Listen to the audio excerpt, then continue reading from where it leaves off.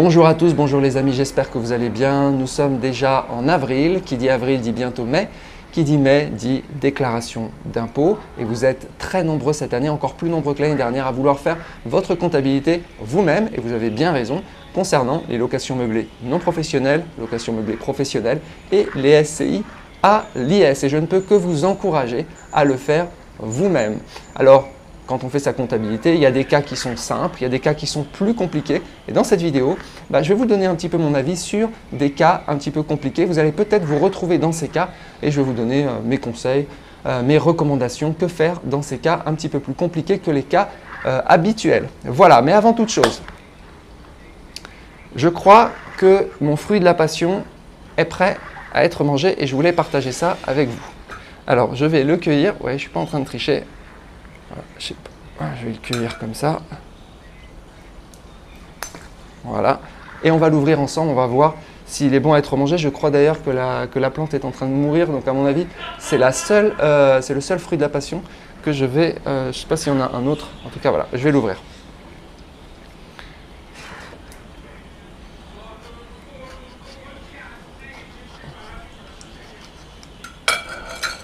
Ah, je crois qu'il est vraiment, vraiment bien. Voilà.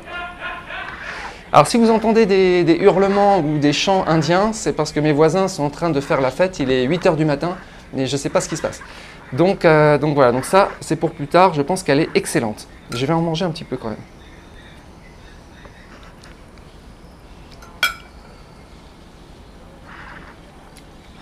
Bonne, mais quand même très, très acide. Ok, donc les cas compliqués. Alors les cas compliqués, il y en a plein, ils sont innombrables. J'en ai listé quelques-uns puisque durant cette dernière semaine, j'ai fait pas mal de conseils en optimisation. Donc j'ai vu des cas un peu, pas tordus, mais un petit peu plus compliqués. Et c'est vrai qu'il y a des hésitations à faire sa comptabilité soi-même. Alors premier cas compliqué, c'est le cas de reprise de comptabilité. Alors reprise de comptabilité, ça veut dire que vous avez un comptable depuis déjà plusieurs années qui fait votre comptabilité chaque année et vous comprenez partiellement en fait les bilans, les comptes de résultats, les immobilisations, les amortissements, etc. Les formulaires, vous comprenez à peu près, vous retrouvez quelques valeurs, mais en fait, vous ne retrouvez pas la totalité des valeurs, donc vous ne maîtrisez pas, c'est hors de contrôle. Que faire? Eh bien, que faire dans ce cas-là, si vous avez des difficultés à vraiment comprendre la totalité de ce qui est fait et donc reprendre cette comptabilité pour la continuer avec vous-même, que ça soit d'ailleurs tout seul ou avec mon fichier qui permet de reprendre des comptabilités et de continuer donc la comptabilité sur les prochaines années. Ce que je vous conseille, c'est déjà de mettre la main dans le cambouis, d'aller regarder les bilans, les comptes de résultats d'année en année, d'essayer de comprendre, de repartir toujours des immobilisations en premier lieu, sur la première année pour comprendre vraiment les choix méthodologiques qui ont été faits, quel code-part, quelle durée d'amortissement, quelle décomposition, quels composants, etc. De récupérer la ventilation de ces composants, c'est vraiment la première étape et d'essayer de comprendre toutes les nouvelles immobilisations qui ont été rajoutées d'année en année. C'est vraiment de commencer par donc, le formulaire 2033C. C'est vraiment le formulaire à comprendre en premier et ensuite d'aller vers le compte de résultat 2033B et ensuite d'aller vers le 2033A. Donc, ce n'est pas commencer par le bilan, compte de résultat, immobilisation, c'est commencer par les immobilisations puisque c'est vraiment de là où il va y avoir de la complexité sur les amortissements, etc. Si vous avez des difficultés à comprendre et à reprendre et à remettre les valeurs dans le nouveau fichier, dans mon fichier Excel, vous pouvez toujours souscrire dans la partie assistance pour reprise de comptabilité, ça s'appelle comme ça, où je vous explique tout, comment passer donc de votre bilan actuel, de votre comptabilité actuelle qui est faite par votre comptable au fichier Excel où vous êtes en totale autonomie. Donc ça, c'est possible, vous retrouverez les liens en description. C'est un service que je propose qui est quand même très utile pour les gens qui veulent se débarrasser entre guillemets de leur comptable. Mais ça reste, je reconnais que ça reste un petit peu compliqué pour ceux qui débutent dans ce domaine. Deuxième cas un petit peu compliqué, c'est le cas des personnes qui ont plusieurs appartements. Alors pourquoi c'est complexe d'avoir plusieurs appartements? Parce que ces appartements n'ont pas été achetés au même moment, ils ne sont pas nécessairement décomposés de la même manière, ils ne sont pas amortis de la même manière, il y a des déficits de l'un, il y a des déficits de l'autre, etc. Tout vient se mélanger un petit peu. Donc que faire? Eh bien, moi, la solution en fait, que je propose depuis plusieurs années, c'est d'utiliser un fichier multi-appartement qui permet donc sur chaque onglet d'avoir un appartement, donc une comptabilité individuelle par appartement, et d'avoir un onglet total en fait, donc sur ce fichier multi-appartement qui permet d'agréger, d'additionner, de sommer, mais correctement, sans faire d'erreur, eh bien, toutes les données de tous les appartements. Voilà, ça gère jusqu'à 7 appartements, hein, s'il y a plus, je pourrais rajouter. Donc c'est faisable, c'est possible de faire votre comptabilité vous-même si vous avez plusieurs appartements, mais je conseille vraiment de distinguer appartement par appartement et d'avoir un onglet séparé total. Alors pourquoi c'est intéressant? Déjà parce que vous pouvez voir la contribution de chaque appartement aux résultats, etc. Mais vous pouvez aussi, si jamais vous revendez un appartement, eh bien, vous n'allez pas vous emmêler les pinceaux, vous allez juste à supprimer l'onglet ou à mettre 0 dans cette partie et vous allez, ça va bien s'agréger au niveau du total. Donc vous avez la possibilité de gérer appartement par appartement et c'est plutôt pas mal, plutôt que de partir sur une comptabilité totale de toute l'activité, ce qui est vraiment très laborieux. Vous allez, après quelques années, vous allez vraiment probablement vous y perdre. Donc ça, multi-appartement, pareil, vous retrouverez le lien en description pour ceux qui ont plusieurs appartements. Autre cas un petit peu compliqué. Alors, ce sont les cas en fait où il y a énormément d'immobilisation sur plusieurs années. C'est-à-dire que pour certains, pour les cas simples, prenons un cas simple. Par exemple, mes appartements à Paris. Les appartements à Paris, j'ai très peu de travaux, j'ai très peu de charges. J'ai très peu d'investissement. Je rachète peut-être un lit tous les 10 ans ou tous les 20 ans. Je ne suis pas du tout… enfin voilà. Donc j'ai très peu de grosses charges et de gros travaux personnels. Ce qui fait que comme c'est inférieur à 600 € TTC, ça passe en charge. Passer en charge, c'est très facile. Passer en immobilisation, c'est un petit peu plus compliqué et le fichier le fait automatiquement. Mais c'est vrai qu'à la fin, on se pose des questions.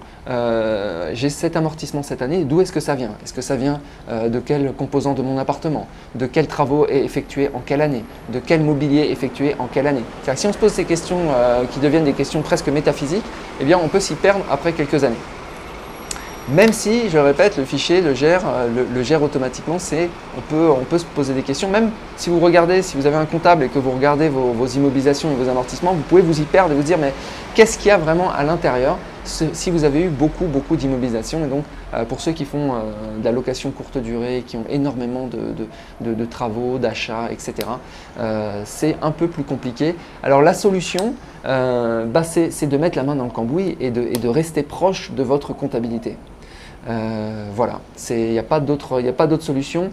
On peut se faire un fichier à part où on se liste toutes ces immobilisations pour comprendre, pour voir déjà, pour avoir toute la liste, hein, tout simplement, en quelle année elles ont été faites, etc.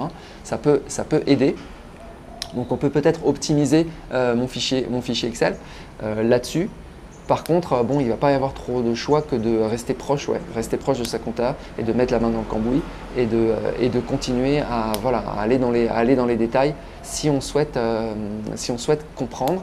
Donc, alors c'est l'avantage un peu du fichier Excel où toutes les formules sont apparentes, tout est ouvert dans le fichier Excel, il n'y a rien de caché, c'est pour ça que je l'ai conçu, c'est pour que les gens puissent voir les formules, puissent modifier les formules si besoin, puissent ajuster et s'approprier le fichier. Donc c'est pour ça que je ne l'ai pas conçu comme un logiciel opaque où on ne comprendrait pas ce qui se passe derrière, il est conçu comme quelque chose d'ouvert. Voilà, donc là aussi un intérêt, je pense, d'utiliser un fichier Excel plutôt que d'utiliser un logiciel où vous n'allez pas du tout savoir en fait ce qui se passe. Voilà, donc on a vu les reprises de comptabilité, le multi-appartement, les appartements qui ont beaucoup d'immobilisation, les appartements aussi qui génèrent des déficits sur plusieurs années. Alors ça, c'est un point, c'est assez rare honnêtement, mais c'est un point qui peut être un petit peu compliqué. Vous savez que sur les locations meublées non professionnelles, par exemple déclarées au régime réel, eh bien les déficits sont reportables seulement pendant 10 ans. Donc le problème c'est que quelqu'un si vous avez une activité qui génère des déficits pendant plusieurs années, ben, il va falloir maintenir quelque part un fichier en disant, ben voilà, ce déficit, il va expirer en telle année, ce déficit va expirer en telle année, ce déficit, etc. etc.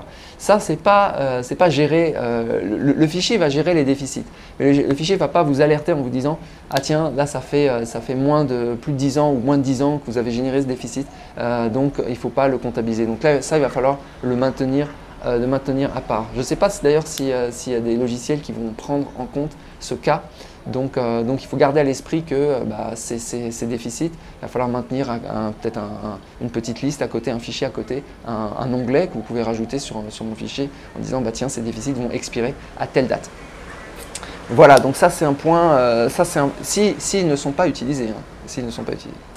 Voilà, donc ça c'est un point important, ne pas se perdre dans les déficits qui vont s'accumuler, pareil, d'année en année. Alors c'est très rare, hein. En général, la plupart des gens vont avoir des déficits la première année, peut-être, et ensuite c'est fini. La première année, parce qu'ils vont faire des travaux la première année, c'est terminé.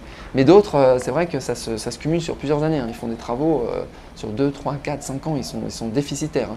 Et je ne parle pas d'amortissement excédentaire, hein. Je parle vraiment de déficit, c'est vraiment de travaux très importants qui s'étalent sur plusieurs années. Donc ça, c'est un point important. C'est un point qui peut ajouter de la complexité. Ce qui peut ajouter de la complexité aussi, c'est ceux qui ont, en plus d'avoir, qui cumulent en fait différentes choses. C'est-à-dire qu'ils vont cumuler donc, ces déficits qui se rajoutent d'année en année.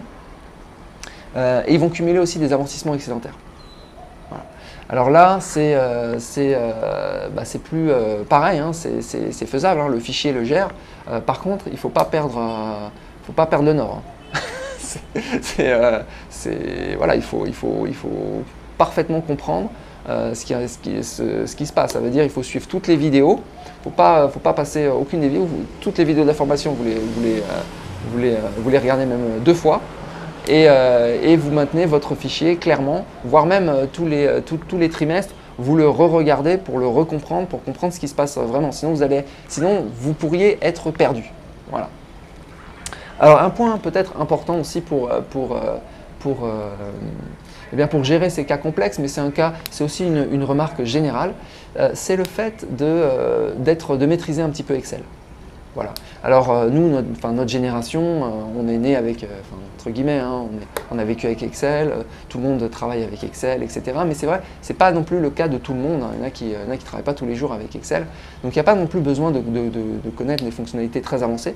Mais il y a besoin en fait de savoir, éventuellement, hein, suivant quand on est dans ces cas complexes, aller regarder la formule, regarder comment ça se calcule, regarder ce qui se passe, entre guillemets, débugger. Ça peut être important parce que c'est là où on va retrouver comment quelque chose est calculé. Et encore une fois, sur un logiciel, vous n'allez pas retrouver, vous allez avoir une valeur et vous allez essayer de supposer comment elle se calcule. Mais sur le fichier, vous pouvez retrouver toutes les formules, hein, parce que toutes les formules sont apparentes, vous double-cliquez et vous avez la formule qui apparaît. Et donc, vous pouvez retrouver d'où ça vient. Alors, pour ceux qui utilisent Excel, il n'y a aucun souci, ils maîtrisent tout de suite. Je veux dire, j'ai des clients qui sont des informaticiens, et il n'y a jamais aucune question sur ce sujet. Mais pour ceux qui ne sont pas familiers avec Excel, eh bien, ça vaut peut-être le coup d'aller passer un petit peu de temps sur Excel, savoir modifier telle ou telle formule, etc. Pas des formules compliquées, mais quand même savoir un minimum, voire peut-être même, je ne propose pas ça, mais faire une petite formation sur Excel pour maîtriser les bases en fait, d'Excel et savoir un petit peu comprendre comment lire les formules, comment éventuellement les mettre à jour, etc. etc., etc. Voilà, écoutez, donc là on a vu quelques cas un petit peu compliqués. Encore une fois, ce n'est pas parce qu'ils sont compliqués que je ne vous encourage pas à le faire vous-même. Au contraire, le challenge est là et plus c'est compliqué aussi, plus il y a des possibilités d'optimiser. Donc ça vaut toujours le coup de le faire soi-même, mais c'est plus compliqué. Donc il faut y mettre un petit peu plus de temps, un petit peu plus d'énergie, un petit peu plus de discipline, un petit peu plus de motivation, un petit peu plus de pugnacité, etc. etc. Donc il faut, j'ai envie de dire, budgéter un petit peu d'énergie personnelle, un petit peu plus, pour pouvoir faire sa compta soi-même. L'avantage, hein, vous savez, il est là. Hein. Certains utilisent mon fichier depuis 4 ans maintenant. Regardez combien ils ont économisé depuis 4 ans. Ils ont suivi une fois la formation, payé une seule fois. Ensuite, il n'y a plus rien à payer. L'accès est à vie. Ils ont toutes les mises à jour, vous avez toutes les mises à jour et toutes les évolutions. Dans les premières versions, il n'y avait pas de simulateur, ça ne gérait pas les déficits, ça ne gérait pas les avancements. Aujourd'hui, tout est géré. Ça devient entre guillemets un vrai petit logiciel qui restera comme ça. Il ne va jamais basculer en mode logiciel opaque. Moi, je suis pour. C'est une des valeurs de ma chaîne, c'est la transparence. Donc, il va rester sur la transparence.